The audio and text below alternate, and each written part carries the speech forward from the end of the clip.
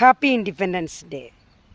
India മഹാരാജ്യം British അടിമത്തത്തിൽ നിന്നും സ്വതന്ത്രമായതിൻ്റെ ഓർമ്മ സ്വാതന്ത്ര്യ ദിനമായി ആഘോഷിക്കുകയാണല്ലോ ഇന്ന്. ഈ സുദിനത്തിൽ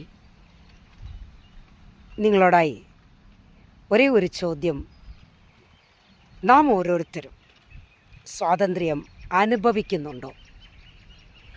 വിശുദ്ധ വേദപുസ്തകം ഗലാത്യ ലേഖനം 5-ാം അധ്യായത്തിൻ്റെ 1-ാമത്തെ വാക്യം ഇങ്ങനെ പറയുന്നു: സ്വാതന്ത്ര്യത്തിനായിട്ട് ക്രിസ്തു നമ്മെ സ്വതന്ത്രരാക്കി, ആകയാൽ അതിൽ ഉറച്ചു നിൽപ്പീൻ, അടിമനുഖത്തിൽ പിന്നെയും കുടുങ്ങിപ്പോകരുത്. പ്രിയ സഹോദരങ്ങളെ, ഇന്നേക്ക് 2026 വർഷങ്ങൾക്ക് മുൻപ് മാനവജാതിയെ പാപത്തിൽ നിന്നും ശാപത്തിൽ നിന്നും ഒക്കെ വിടുവിക്കുവാൻ നസ്രനായ യേശു തന്നെത്താൻ ത്യജിച്ച് ക്രൂശിൽ യാഗമായി. ക്രിസ്തുവാണ് യഥാർത്ഥ സ്വാതന്ത്ര്യം നൽകിയതെന്നത് എന്ന കാര്യം വിസ്മരിക്കരുത്. 2 കാര്യം ഓർമ്മിപ്പിക്കട്ടെ: ന്യായപ്രമാണത്തിൻ്റെ ബന്ധനത്തിൽ നിന്നും മരണഭയത്തിൽ നിന്നും എല്ലാം ദൈവം നമുക്ക് സ്വാതന്ത്ര്യം തന്നു.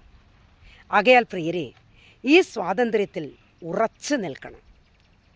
പിന്നെയും അടിമനുഖത്തിൽ കുടുങ്ങിപ്പോകരുതേ എന്നുള്ള ഒരു ഓർമ്മപ്പെടുത്തലുമായി ഈ സ്വാതന്ത്ര്യ ദിനത്തിൽ വിശ്വസിച്ച് കർത്താവിൽ ഉറച്ചു നിൽപ്പീൻ എന്നുള്ള ഒരു ആഹ്വാനത്തോടുകൂടി എല്ലാവരോടും happy independence day. God bless you all.